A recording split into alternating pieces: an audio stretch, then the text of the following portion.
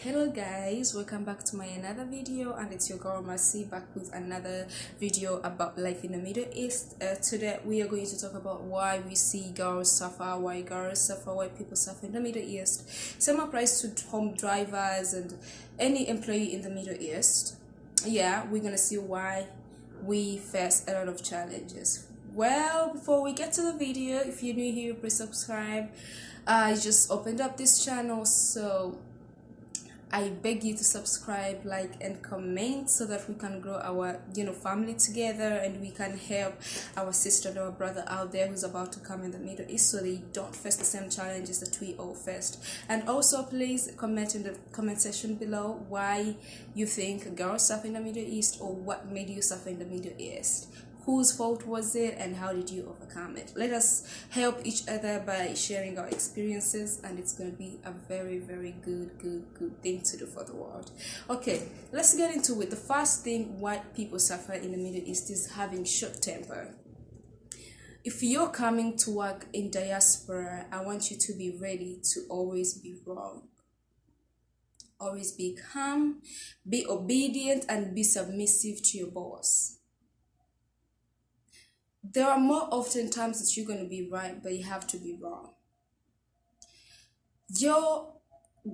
There are a lot of reasons why you will feel like you need to show them the other side of you, but please don't. Because I've seen this cause trouble to a lot of girls. For example, they are blaming her for something she did not do, and in a self-defense, verbally, she shouts or yells or says something rude up to the bosses.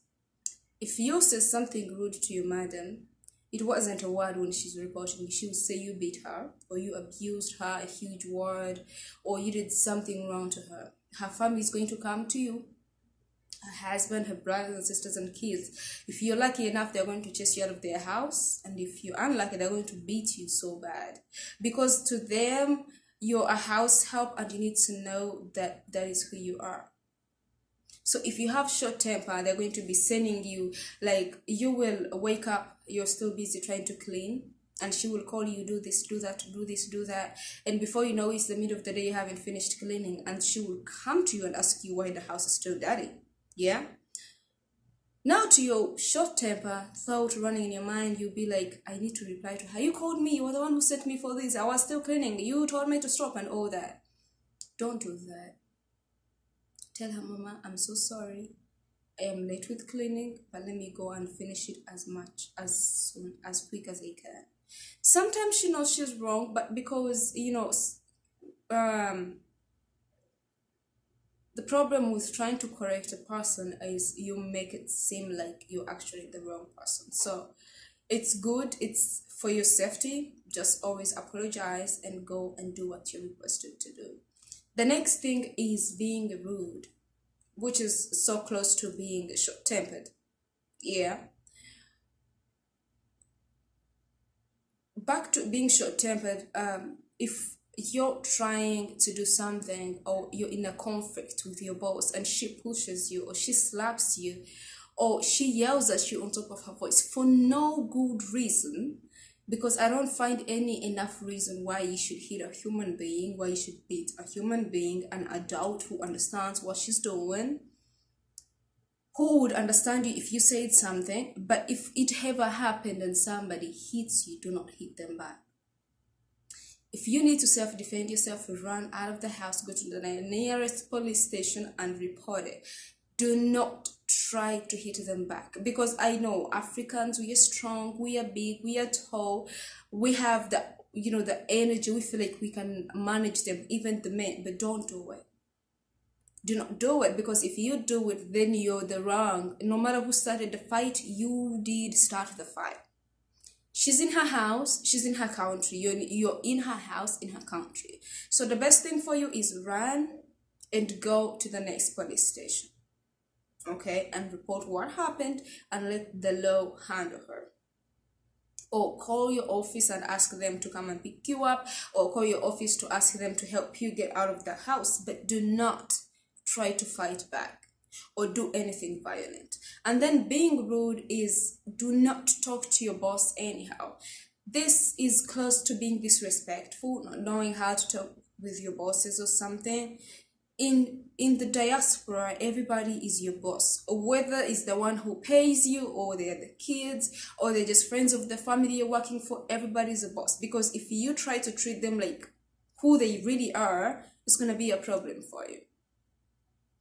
So my advice to you is, be as polite as you can, respect everybody to the maximum, yeah, and do not be rude at all. Even if you're trying to explain yourself in a verbal fight, or they're trying to blame you for something and they have give you a chance to talk, do not refer anybody in a wrong way or in a disrespectful way. If you're trying to refer to them or you're trying to explain yourself, be as polite as you can. If you're trying to tell them something, asking them for something or requesting for something, always add please and excuse me.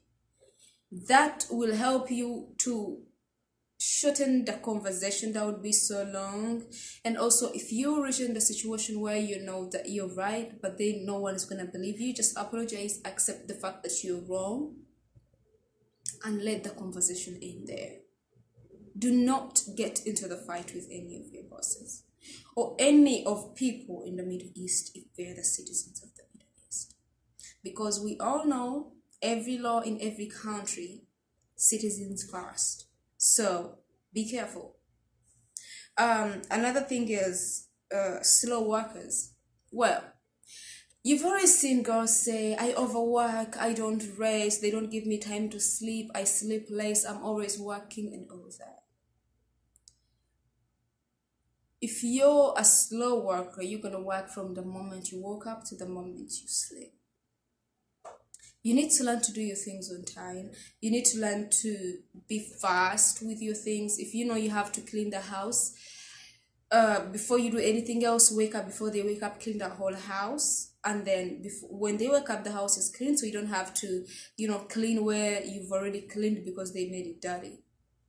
If you know that they need to eat food at 1, make sure the lunch is ready by 6:30.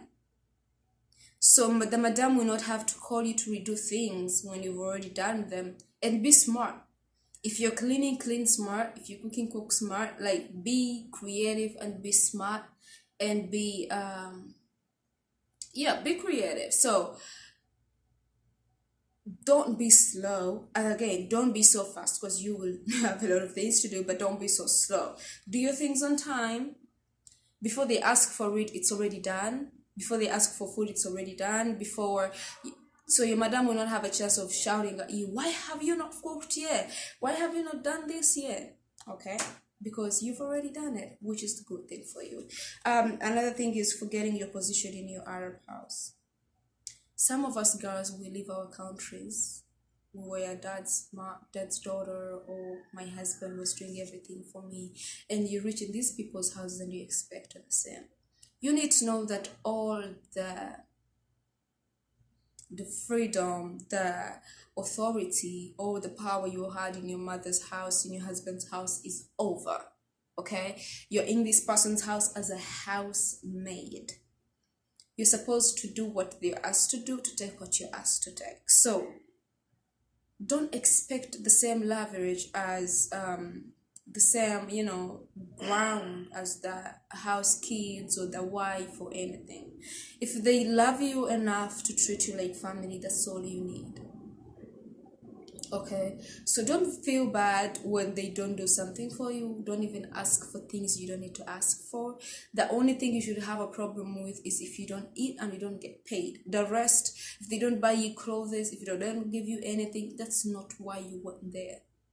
Okay, so know your position in the house. It will help you not to be mad at things they don't do for you, because you will know, I'm just a maid, I don't deserve anything in these people's house. Okay, another thing is being greedy. Wanting to take things you've not worked for, wanting to have things you've not worked for, will cause you a lot of problems. These people have jewelry, have a lot of nice things that we dream of. They have a lot of beautiful things, nice bags, shoes. You're going to find a lady's closet having a walk-in closet. She even have things she doesn't even use. And you, to your little brain, you think if you take like one pair of earrings, or if you take a pair of shoes, or just a ring, she will not notice it. It is her closet. Okay, so she will notice it. If you need something, if you guys watched my last video, I told you if you need anything, ask for it. If they give it to you, take it. If they don't take it. So do not be greedy over things you've not worked for. If you find money that don't belong to you, take it to your boss. If you find an earring, sometimes they undress from anywhere. You find earrings here, a watch there, everywhere. If you find them, take them back to the owner. Because let me tell you, when you're leaving their house, going back to your country, they're going to check everything you go out with. Everything. And if they ever find anything that you have that you didn't work for, they're not going to trust you ever again. Ever. Because even when you're going, they may even check your shoes and cut them to see if you didn't insert anything underneath there. But why? If you find something that don't belong to you, give it to them. And it will earn their trust. And even when they don't need things, they're going to give them to you, because they know that if you find them, you're going to give it to them. And it also shows them that you're not greedy over wealth. You're not greedy over good things, because you know you're going to be able to have them in the future when you have enough money. And also, there is no blessing in being a thief. There is no blessing in earning something that you didn't work for. There is no blessing in that. Yeah, so do your best not to take things that don't belong to you, not to take things that they don't give you, not to take things that you didn't work for. Okay. Another thing is being in a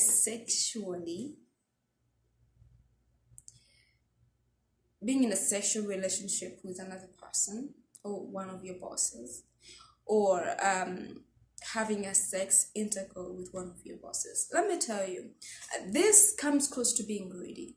They already pay you, they already give you what you deserve. And because this man is saying, hey, just one night, I'm going to pay you this month, I'm going to pay you as much as they pay you for a whole month. Please, it's simple, it's just going to be quick, and you, for stupidity, like, okay. Let me tell you, if you accept the first time, it's going to happen all the time. And if they ever catch you with this man or this woman, you're the one who is wrong. If a man seduces a housemaid, and a housemaid accepts and sleeps with this man, and the wife catches them, the housemaid seduced the husband, not the other way around. And you know the punishment of adultery is death. In the Middle East, it is death. So do not cause yourself to that. I don't see why you would accept to sleep with a man who's not going to marry you, who doesn't even respect you, who doesn't even love you. He just wants to use you. And if anything happens, he's going to deny that he didn't even do anything with you. I know it is hard. Some of us, we are married back at home, and you're used with being your husband every night and all that. And when you come here, it's a little bit hard. The body is asking for something different, and the mind has something different. But let me tell you, it's okay. Chill, be patient. Pray to God that He gives you that patience until you leave. So instead of, sleeping with people's men, that's going to cause you death. I've seen a couple of girls being killed because of that. I've seen a lot of news about it, but why would we cause this to ourselves when you can keep yourself for your husband back at home? And what is so annoying is that when these people start talking about how they suffered, they don't say the reason why they were suffering. They're going to make it like the other person was the most dangerous person. But in other words, these people caused themselves the trouble. You've stolen someone's things. The rules and regulations in the Middle East, stealing is against Sharia law. Yeah? And then you are sleeping with her husband in her house, in her country. That is so intimidating. Yeah? So why would you do that? And also, it is also disrespecting. Just imagine you bringing a maid in your house and you find out that the maid you bought with your money, she sleeps in your house, on your phone, is sleeping with your man or with your girlfriend. How would you feel?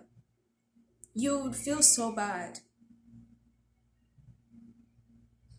You see, there's drivers sleeping with their madams, causing them a lot of trouble, and then when they start telling the world why you were in jail or you suffered or anything, they don't say the real reason. They will make it seem like these people are so bad, but in other words, they were also part of the reason why they suffered. So let us avoid and stay away from those things that cause suffering in our lives, so we can, come and work in peace and live in one piece. Okay. Uh, Also, being impatient is also another reason. Some of us, we work and we don't get paid in time we're supposed to be paid. Sometimes these people are like any other person. Sometimes they're paid out of their jobs, sometimes it delays. Some of them are self-employed, so their job is not going on well. If she tells you, or if the baba tells you, please wait, be patient for a little while, okay? And sometimes they don't feel like they need to explain themselves to you why they haven't paid you. Like I said, you're a housemaid. You need to know how less that title is in their house. And he doesn't feel like he needs to explain to you why. Because some of them are respectful, are understanding, and they're some nice really, so they will come and explain themselves to you, but some of them will not, because they don't find it necessary for them to explain themselves to you. So if he told you, please wait, please wait, and if you have a feeling that, you know what, I'm not getting paid, but you've waited for 3-4 months, they haven't paid you, call your company and talk to them. Ask your boss to take you back to the company and let the company ask for your money from him. Do not try to solve your problems yourself, because you're one and you're inside their house. Anything can happen to you. And also careless companies, because some of girls really, they're all wrong. They call their companies to tell them what is going on, and their companies don't really mind. They don't even take an extra care to ask what is going on. Some girls have died here, have disappeared. Some girls have been lost for like 5 years, and the company has never done a background check to see what happened to this person and what went wrong. And if anything happens to the girl, or she dies at the beginning of her contract or in the middle of her contract, they will only find out that she actually died in the end of like 2 years, when she's supposed to be coming back home, and her parents are asking why she's not coming back home. Companies also need to take extra care. And if you get a complaint from a girl or from somebody in the Middle East, take your time and listen, and do your research and see what is going on. Where is this girl? She has been quiet for some time. Where is this girl? What is going on? I was even suggesting that they should bring a system where girls check in every after now and then, like maybe after like 2 months, or if every after the end of the month. Let every person, they have like a check-in system. You go in there, or maybe you make a phone call, or you send a message, or you send a video that I'm okay, I'm doing fine, or I'm not okay, this one is going on. This is going to help and solve so much problems, because some girls are really going in through a tough time, because like I said, in every country, every nation, there's some nice people and some bad people. Some girls will come here and land into a wrong family and face a lot of problems, not get paid, not get respected, not get what they're supposed to be getting, get sexually harassed and all that. But because companies are careless, they're not going to mind about what is going on, and let this girl be in this kind of pain for the rest of her life, or even, stay in the Middle East for all the time until she dies, or until she's sick to death, and then they take her to the hospital, and that's where they're going to dump her. So I want people to take extra care of the girls you send in the Middle East. Okay. And also there should be a penalty a boss is supposed to face if he doesn't pay in time, or if he treats the girl in a really, really brutal way, or if he breaks the rules of the contract. Okay.